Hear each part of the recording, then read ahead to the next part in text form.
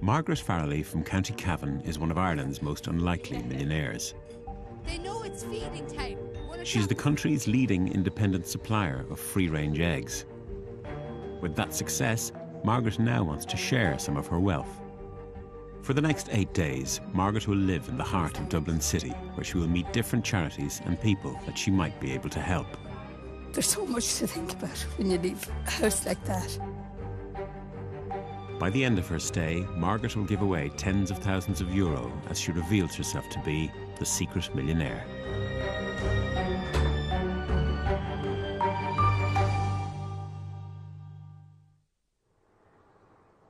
Margaret Farrelly lives near the town of Mulla in County Cavan. She lives and works on Clonarn Farm, producing and packaging free-range eggs in what is now a successful family business. Well, I'm the oldest of four.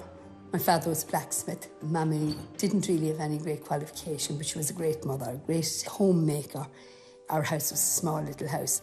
The floor was a concrete floor, like a cement floor. And every Saturday, that floor had to be washed from end to end, but she didn't start at the front door. She started at the front gate and went right through to the back gate. Margaret and her husband Leo reared 4 children on what originally was a small farm. Leo had the good foresight, I think. He could see that really the farm wasn't going to support a young family. So he saw an advertisement for a packer looking for small free-range egg producers. And we applied, and the rest is history, really. Last year, they shipped over 46 million eggs, turning over almost €6 million.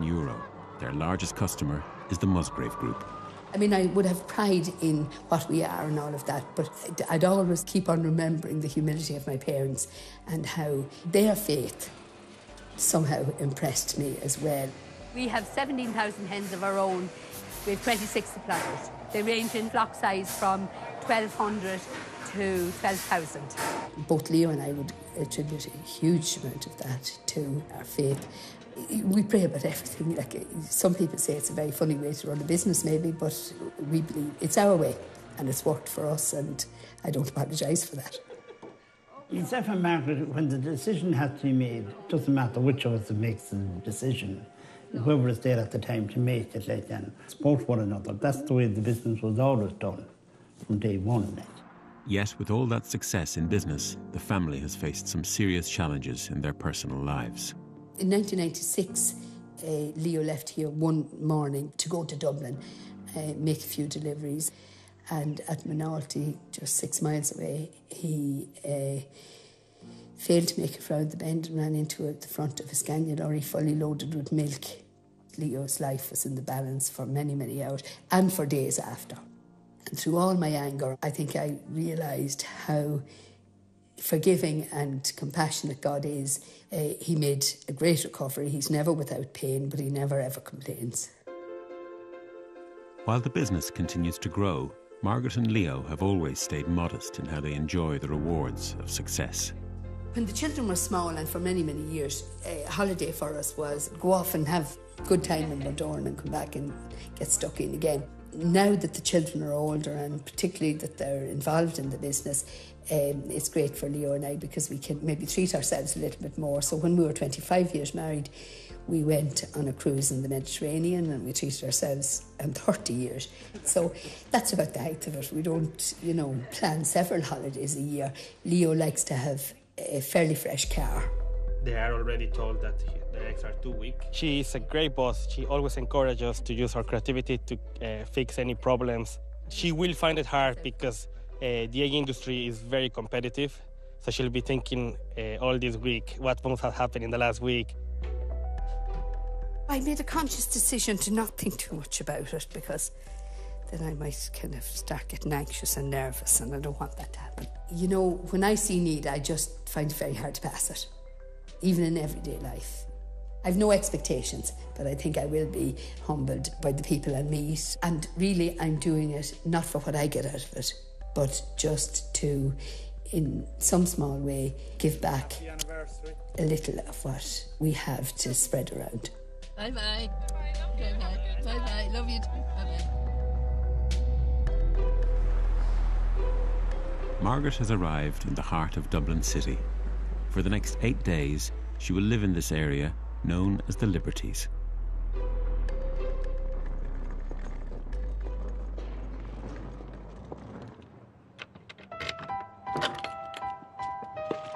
While this is a stark contrast to country life, she's not completely unfamiliar with the area. I used to shop here mainly on a Saturday when I'd stay over in Dublin 40 years ago now. My friend and myself used to come to Meath Street to do all sorts of wonderful shopping. Going out in Dublin was pleasant as well and safe. When I went back to the country, I used to say that you really didn't meet many people like a real dub. You know, they were so funny and natural. The Liberties is situated in the oldest and historically one of the poorest parts of Dublin City. For hundreds of years, generations of families have lived closely in what is a busy and tight-knit community. Amidst all the bustle of city life, Margaret has come across St. Catherine's Grotto in the heart of the Liberties. There, she meets Brother Bernard. You look after the grotto? I look after it for the last... I've been here now since 1981. Really? Yeah. I'm sure it's a little haven in the middle of the city, really. It's beautiful. Yeah, it's really beautiful. Bernard has worked in the community for over 30 years. To give an impression of the area, Bernard brings Margaret to the St. Nicholas of Myra Centre, better known as Carman Hall. Well, Carman Hall was an old school in Francis Street, and it was converted into a community centre. Carman Hall is for many the heart of the Liberties. Run by John Gallagher and Liz O'Connor, it is a community hub, parish hall and drop-in centre. It provides practical help for those who need it, including homework clubs, hot dinners and helpful advice. This is Liz Margaret. Hello, Liz. Pleased to meet you. Welcome to the Liberties. Thank you very much. And John Gallagher, whom I was telling you about. Oh, yes. This is Margaret, Hello, John. John. Pleased to meet you. How are you? This was built in the 30s, when there was a huge number of tenements around. Yeah. And then gradually the tenements got rid of, and this school was obsolete as a school. Yeah. That's how we got it. And that's how you got it. There's something going on from 9 in the morning to 9 at night here. Every day? Every day. Sunday and all? Yeah. A few years ago, somebody came and asked me could they hire the room for belly dancing. I thought she said belly dancing. I was amazed when I meet them, and they're all belly dancers. Crazy. Baldy, sit down. Grab a chair, hon. Margaret, don't mind this. This is just he calls me crazy and I call him Baldy. This is just normal. You wouldn't know Well, why. I can see why you call him Baldy, but I can't see why he calls you crazy. Yeah, we won't. We won't be long, Lena. We won't come into that, Margaret. Derek, where do you fit into all of this? I'm a family support worker. 90% of my work is dealing with families of kids on drugs. I run a mothers group, and they're all mothers who have kids on drugs. I also run a fathers group, Fathers of Addict Support Group. That's been going for about 14 years. Having that experience of being a parent of an addict, you know, sort of gave me a good insight to the way I was suffering, and I was surrounded by counsellors and psychologists and, you know, all the support I helped. What was happening for the people out there? What kind of participation? So you discovered that there was a need that other people hadn't actually identified, even the counsellors. To see so many people with their feet so firmly on the ground doing good day in, day out for people is it's very touching, really. Want to hear more about Derek, really, and what he does, because I know from my own house, I'm the one who does the talking, and I gather most men are like that they wouldn't generally feel comfortable expressing themselves in the big group. After spending the first day getting to know the Liberties, later that evening, Margaret drops into a local shop to get some basics. What's the story with this charity? Is the local charity? Yeah, I'll just get the boss in and explain to you. All right, thank you very much. Hello, how are you? Just wondering about the Avion's pink tie. Oh, Avion's pink tie? Yeah. Oh, it's a local charity that helps the parents of the oncology ward in Conlon Children's Hospital. Okay. Beautiful little charity, really nice little charity. I'd love to know a little bit more about the charity, if there's somebody I could talk to. Yeah, Avian is a kid who died a few years ago. Her dad started it, Jimmy. I can get you Jimmy's number. Oh, I'd love that. He'd be delighted to hear from you. Okay, I'd love that, please. Okay. Yeah, okay.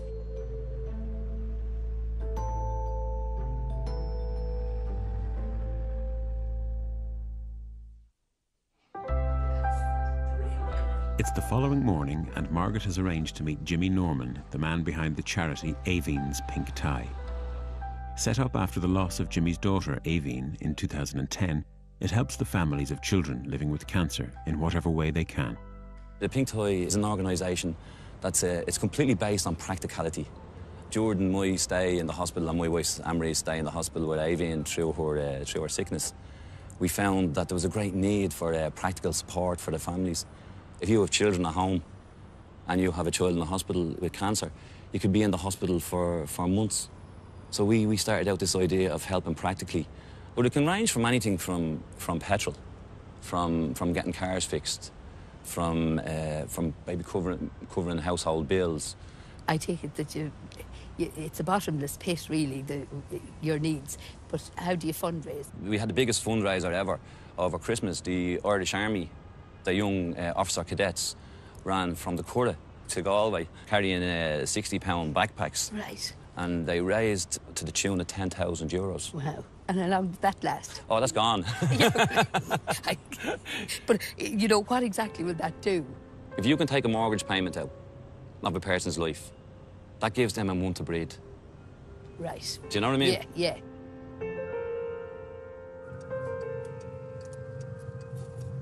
I think the best way to get any idea of what the charity does and how we interact with people, I'm going to bring you out to meet Laura and her husband David and their little boy Ethan, and right. You'll get to see the complexities of dealing with a child that has childhood cancer.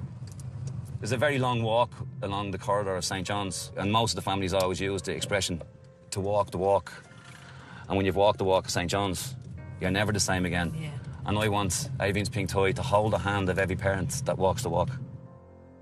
Laura and David have 2 children, Amelia, who is 15 months, and Ethan, who is 3.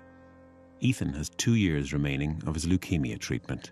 Treatment at that stage is very aggressive because the leukemia is so aggressive. Like the Hickman line that he has in, when he got it in, they explained to me about bathing him, and they were saying, you know, he can't get this wet. You have to put it like a sandwich bag over it. You have to tie it up, tape it to his neck. And I always remember saying to her, so how would I rinse off his hair? And she just took my hand and she said, he won't have any hair. And that hit me because that was only 24 hours into it. The information that is just getting thrown at you and you're trying to take it all in. Even if you weren't right in the middle of the trauma of it all, exactly. Taking it in and remembering it would be difficult, I'm sure. Yeah. Straight away you're thrown into having to have that knowledge, that medical knowledge, whether you like it or not. You need it, you need to have it, you need to take it in. And even as you say, Laura, him not being able to tell you, I remember wishing when our children were small, we have 4 and thankfully they're all healthy, I used to wish their lives away saying, you know, oh, if only they could tell me this, so I can know exactly what it must be like trying to figure it out. It's very hard to wish the 2nd to 3rd year, or like, I wish he was 6. I don't care about last year and I don't care about the next 2 years. And that's very hard to not care because she's a new baby and she's a year-old. And I don't care about the next few years. I just want this over. And we were never like that. We lived, David and I, like, we were like always very much, we really lived life to the full, like every day mattered, every day, like.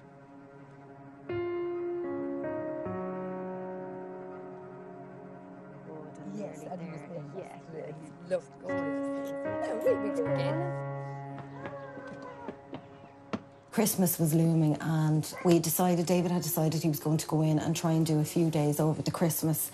So we had kind of written Christmas off and said, it's going to be a bad week anyway.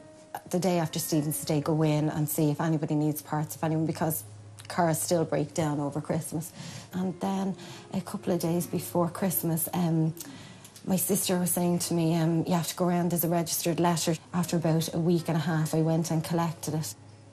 It was a cheque for €1,500 from Aveen's Pink Tie. We'd never even asked for or anything. David didn't have to go to work. I was just going to say, what did that mean to you? Like Aveen's Pink Tie, you didn't know you really until They met us once. They met us once a few weeks before, and obviously that cheque had even been sent out within just a week or so of the party. Like it wasn't even, you know, I said it was like being looked after from beyond, you know. Because I'm going to do it really quick. Really quickly on the chair, OK? That way you can go out and play. Put your hands up. Good boy. Careful, David. This is for the Hickman line that's in his chest, and that has to be dressed, that has to be cleaned and dressed once a week. This is the line itself. OK. But the line means he doesn't have to have any needles. So yes, he's able to get his chemo and that, and get his bloods done every week through this Hickman line. OK. OK, mister.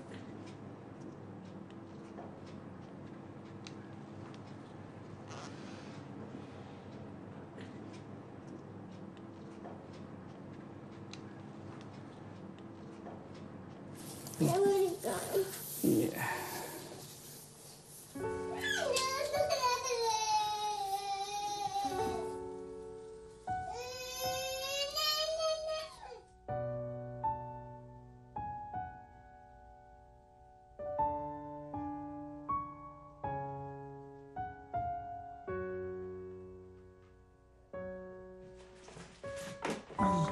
Good. Oh. Can I just go home and cry?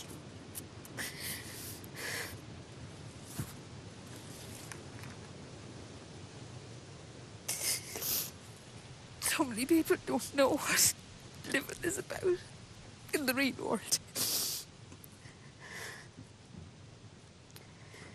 Oh, God. There's never enough to go around. Like the priorities, just the ordinary things that they have to provide, and there's so much to think about when you leave a house like that.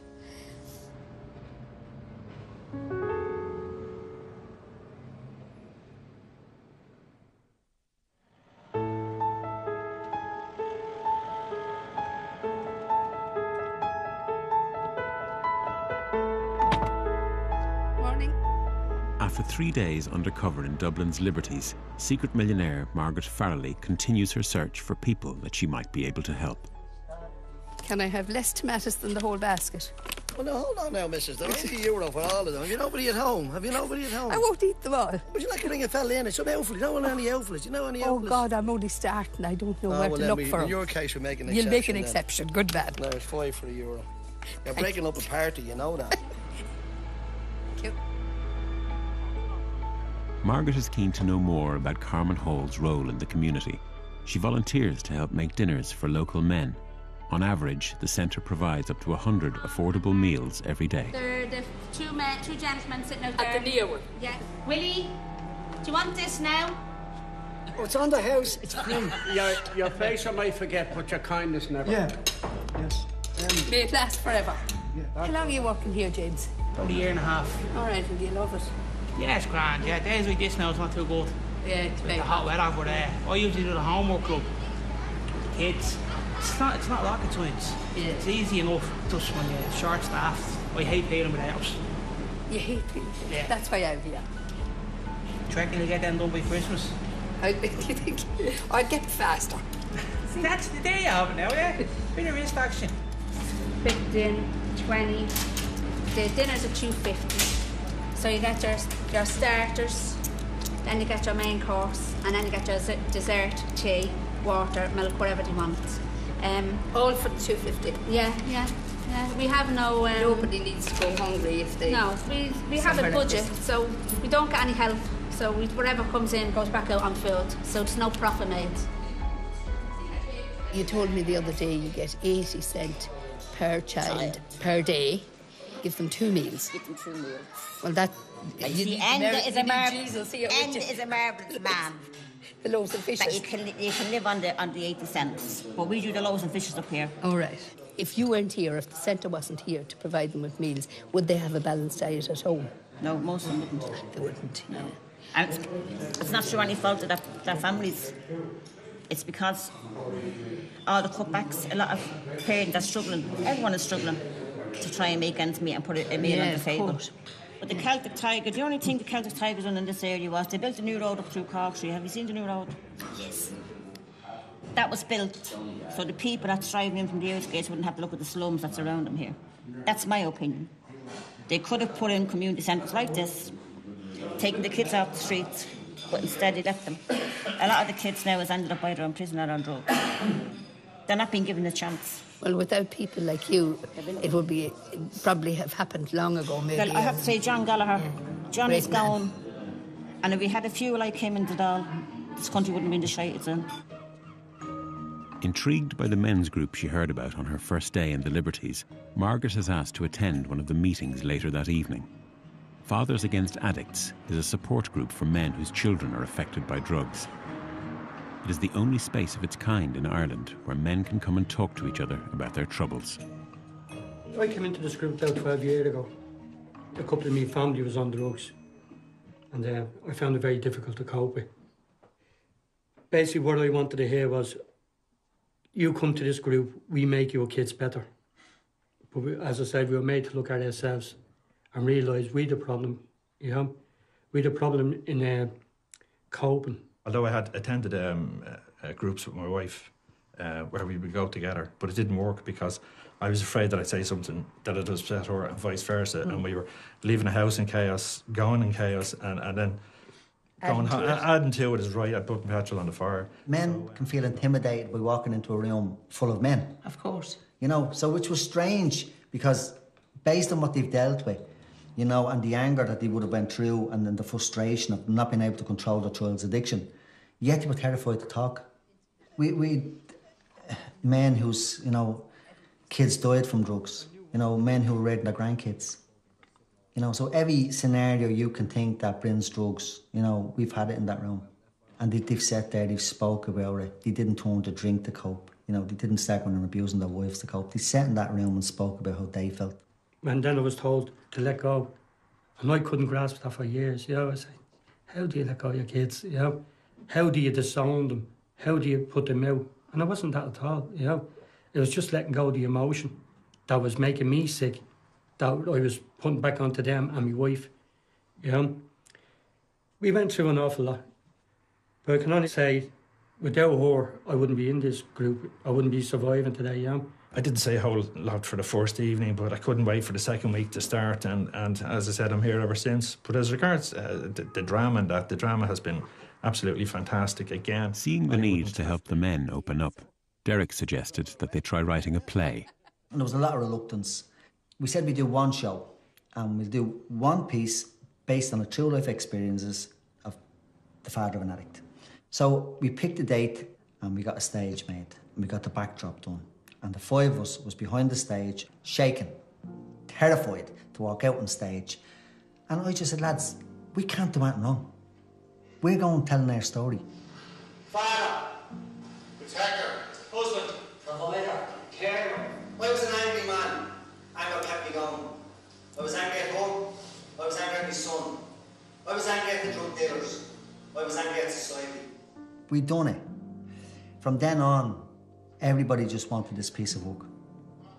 You know, for drug awareness weekends, educational purposes, schools. You know, we've done over 100 performances. We've been everywhere in Ireland. What we did learn was that every mother who watched it said it was like looking at their husband. For every addict, he was really, really shocked to think that his father had feelings. I made it to my firstborn son on a bathroom floor with a syringe in his arm. The floor covered in blood. Not knowing how to help her. Not knowing how to help you. These lads have stood in halls with 400 people and told their story. And do they realise that they're doing good for those people too? It's their way of giving back now. Yeah, they do realise. They are giving back.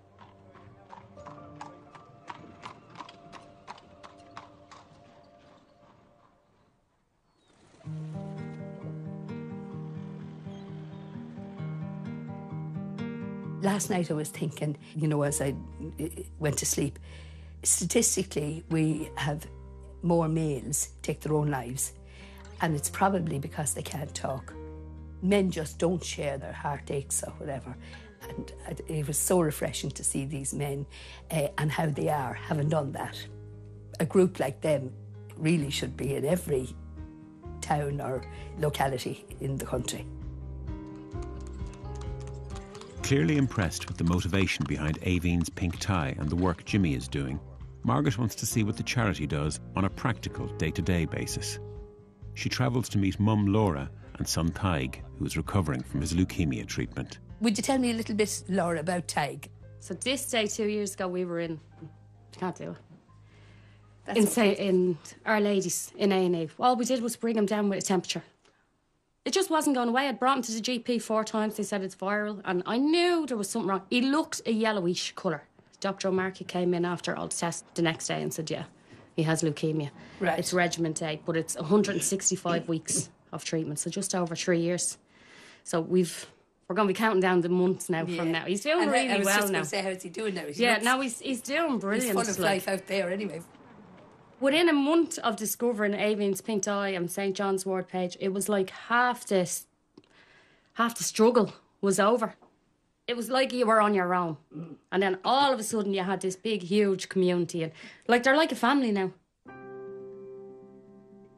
I asked my best friend Connor, would he do this room for us to lift Tig and Laura a little bit and give them a chance to, to enjoy something. And I think he's had to do it. What do you think? Magic, it's gorgeous.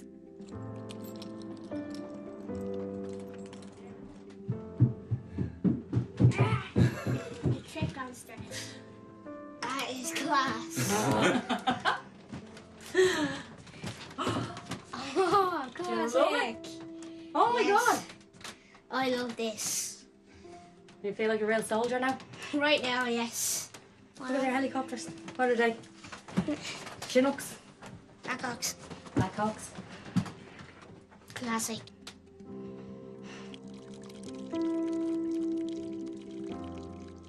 Well, today Jimmy is just on fire. And little Tig, and his reaction when he went into the room to see it wasn't big investment, but it was one person's determination and one person's vision and seeing a need and responding to that need. We all see needs, but we don't respond to them. It's helping him deal with his own grieving or his own loss.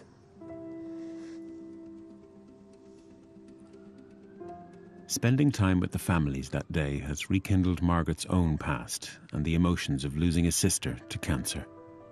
I was 12 years older than Mary, and at 16, my mother and I were in Lourdes. We came home and she wasn't well. So 2 years and 3 months later, she left this world. And she was extraordinary, I think, for a young girl at her age to tell us at Christmas the year before she died. She told us that she wanted to die if we didn't mind. And that was emotional, that was...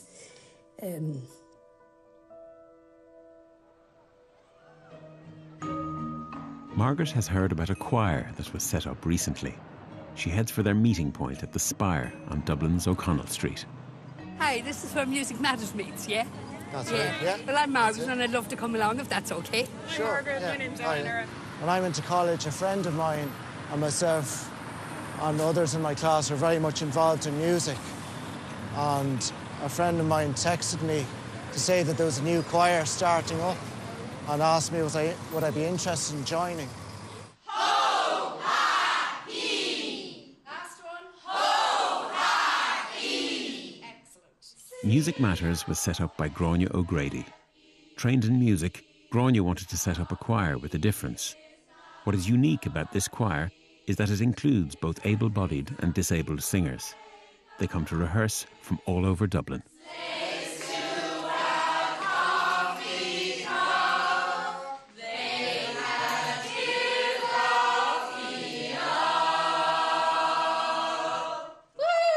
And I kind of went around investigating, different choirs in Ireland, and I realised that a lot of them weren't actually even wheelchair accessible even just physically for the rehearsal spaces.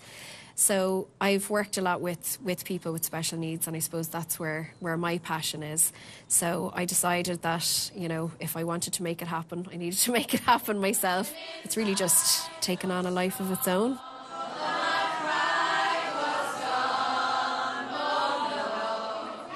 You're you're a great singer. Thank you. All action. You have a great time. Yeah. You love it here. Yeah. Among the members, have you noticed a change in them? Definitely, I have seen a lot of progress. I suppose that's been one of the really rewarding things for me. Obviously, from a musical point of view then as well, I think people have come really far. Some people that would have been initially very shy about singing in a group at all, you know, I literally couldn't even hear their voice, and they're now singing by themselves and singing solo. All the stars are coming out tonight. They're lighting up the sky tonight for you, for you. They've just gone from strength to strength, and they've kind of become a little family, a little community in themselves. Yeah, well, that's obvious. Yeah, which is really nice. You'll learn new songs. I can't sing. You're joking. Will I get a voice if I keep coming? You're not looking too convinced. At the moment, we have no funding. We're self-funding. So, you know, we're just trying to cover our costs of the rent and printing out the music and transport. And we really are relying on fundraising, and the members are paying subs every week, which isn't ideal because, you know, if we want to be inclusive, we want to really be able to let people in with no charge.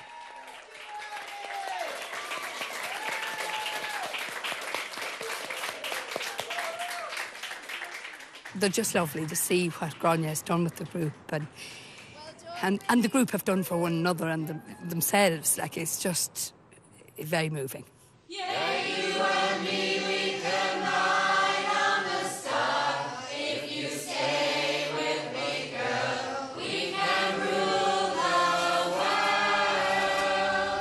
Yeah, you and me, we can ride up the sky. If you stay by my side, we can rule the world.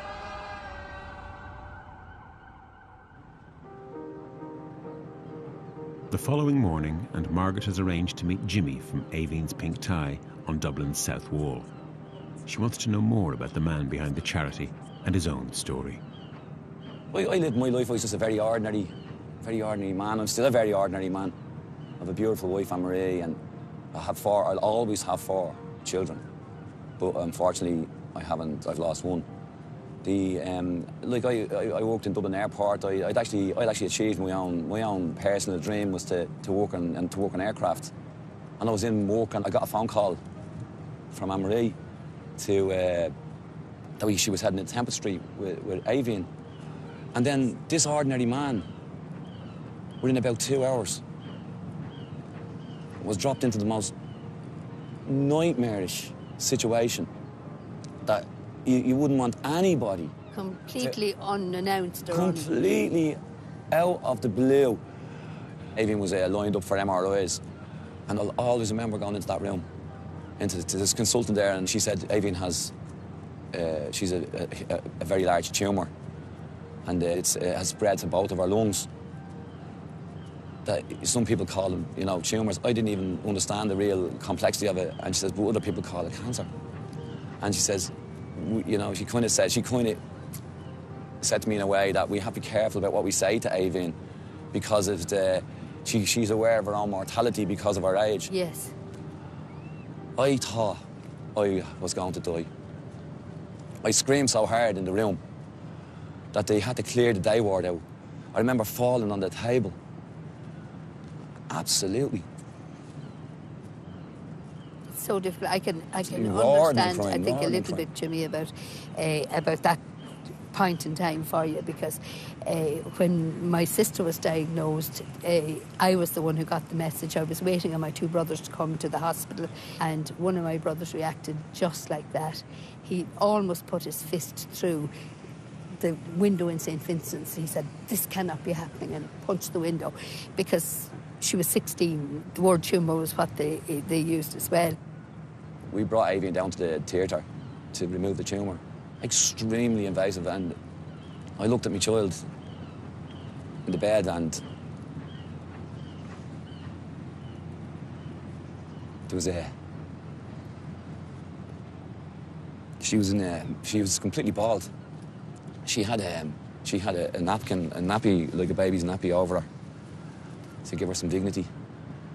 And her arms were by her side, she was lying like that. And I thought to myself, that was the closest thing that I ever seen to a crucifixion. Oh, God. And I couldn't believe, like, to see this child that was, like, a few months earlier, was Irish dancing and running around on the street and looking forward to life and playing with her friends. And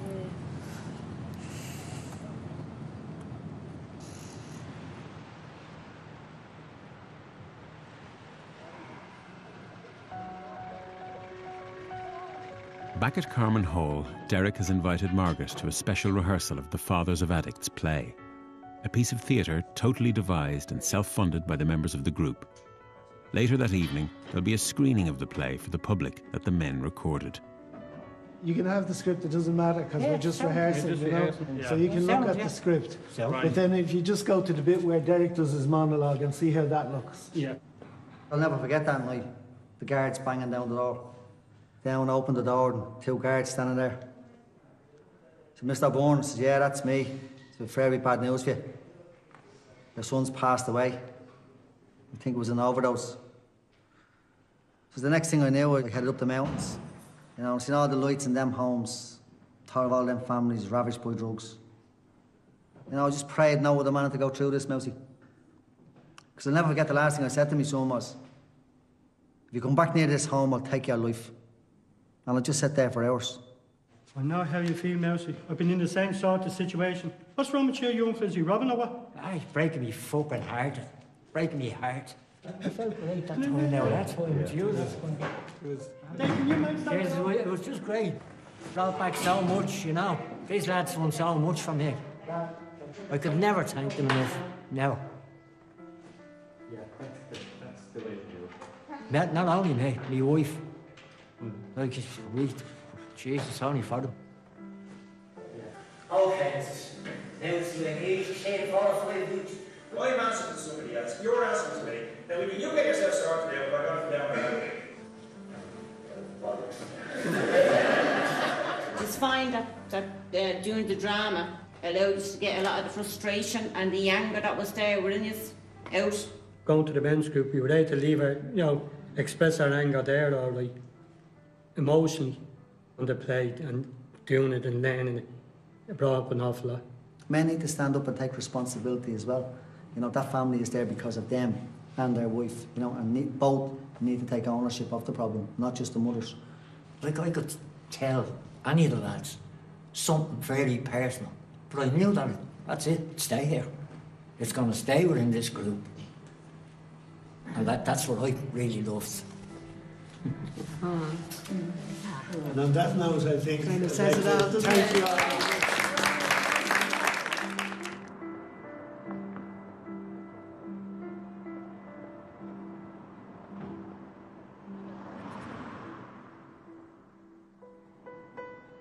It's the following morning, and Margaret has received some terrible news from Derek. Just got word this morning that Anthony's son died during the night. It was a bit of a shock. Strangely, only met him twice, I think. But in those 2 short meetings, felt like we knew one another. He was the last person that I said goodbye to when they put on their performance last night. So just sad this morning to hear that from him. At a time like this, there's loads of support around, but they all go off and do their own thing. But the other lads will be there for him forever, really.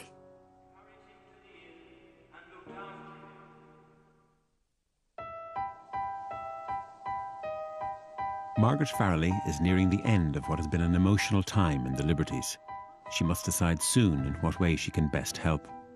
In a few days, she'll be donating tens of thousands of euro and revealing herself as the secret millionaire.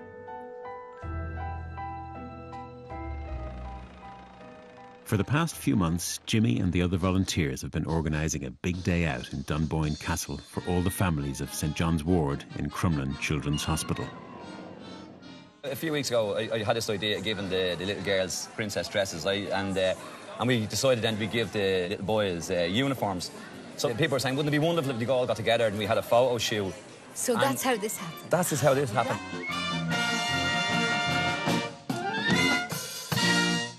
In general, to the Avon's pink tie community, what does Jimmy mean?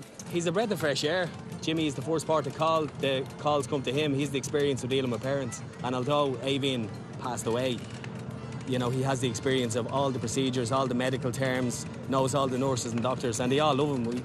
He's a special place. Right, lads, Princess coming through. Watch out.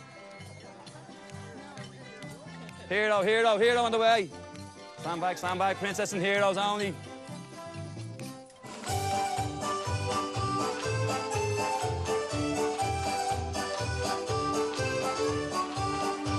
I really have been knocked out with the effort that people have gone to, the passion that they have for it, you know, the helpers, the support team, and the love that they do it with. And the little children just break your heart. You could feel the love in the room, you know, from the mummies and daddies, the other children. The thought occurred to me, how is he coping really? You know, if this was taken out of his life, because he's so stuck in there and he's so go all the time, and you'd ask yourself, did he have time to do his own grieving?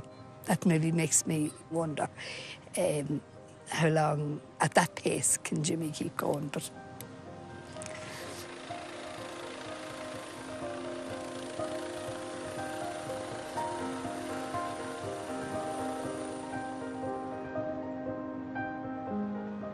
Constantly facing a battle to raise funds, Music Matters has come up with a novel way of trying to raise awareness and money.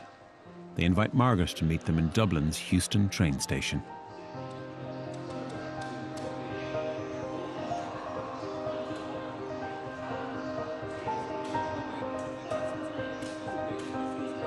I have climbed highest mountains. I have run through the fields only to be with you. Only to be with you. I have run, I have crawled, I have scaled these city walls, only to be with you. just her involvement with them, her passion for it, the love she had for it, that just had a deep, deep effect on me.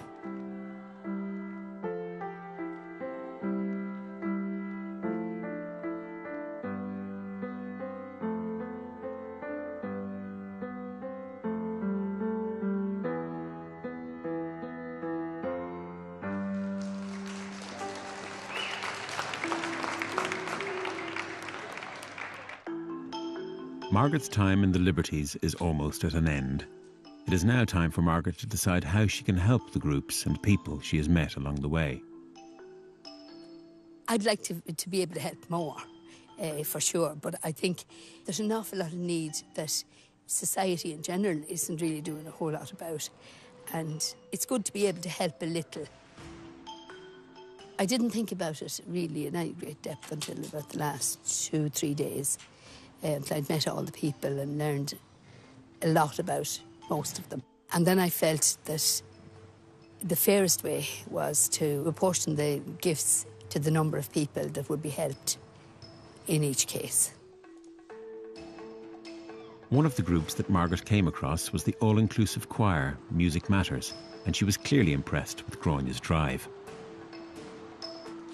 I really enjoyed getting to know you and the group. Thank you very much. And as I say, you're very welcome to come back anytime. You know where we are now every Wednesday night. That's it. It's been an experience for me, for sure. Good.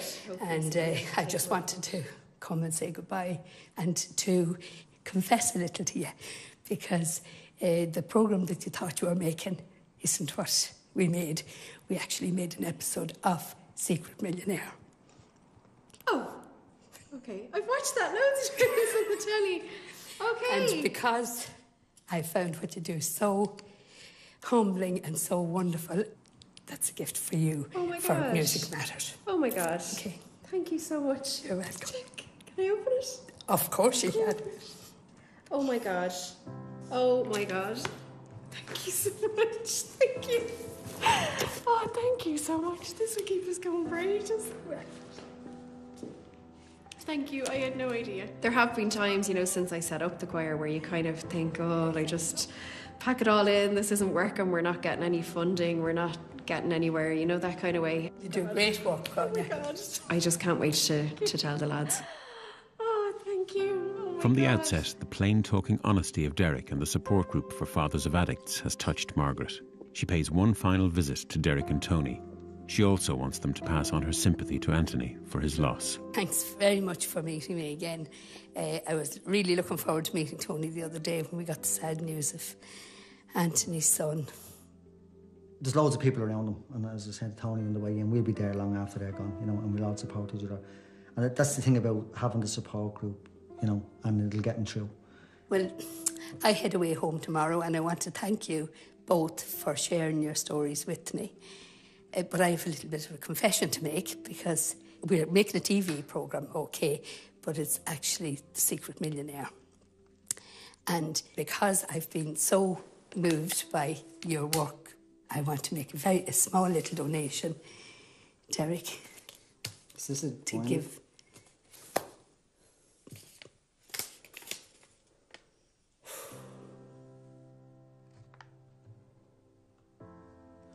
Oh my God.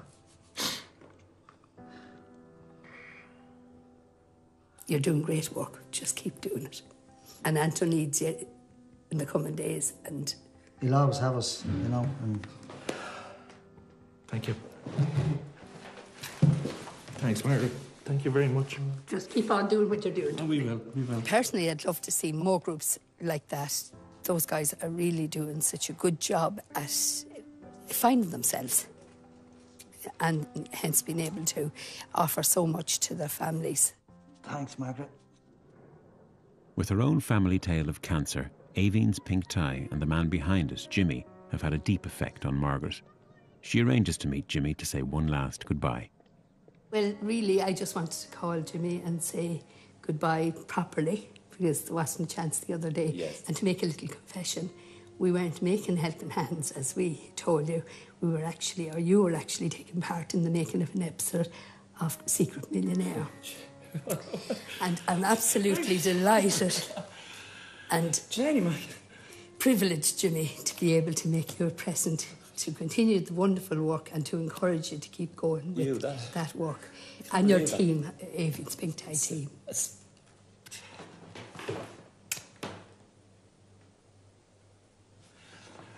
I'm shaking, so lads, so just have to bear with me for a second. That's human. Oh my Jane. Jeez.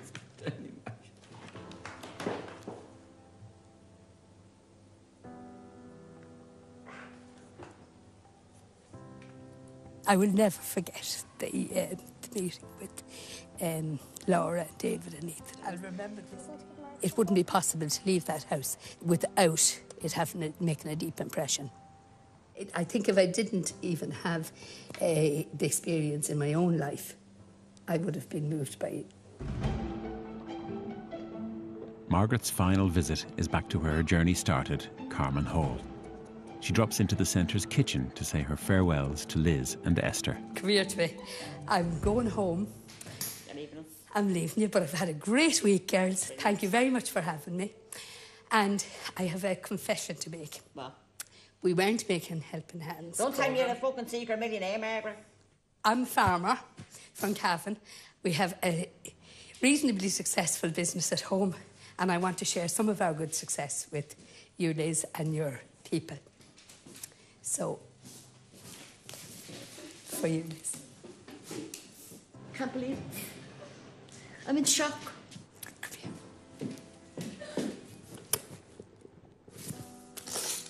Well, that'll do a little bit for you. Okay? Oh, good.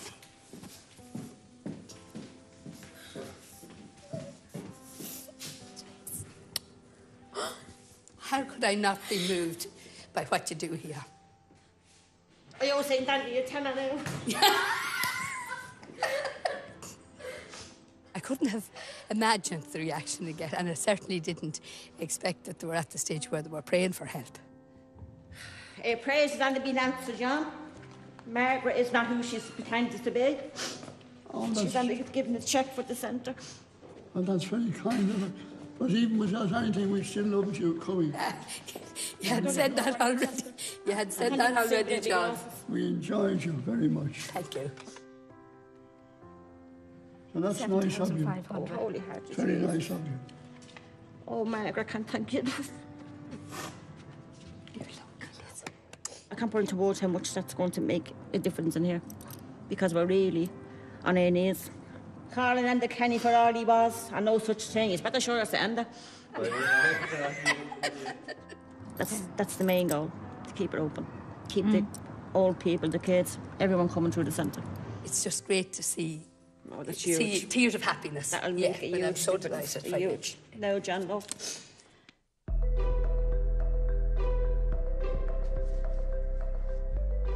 I felt that I was stepping completely into the unknown. I didn't have any expectations, so it was a real adventure.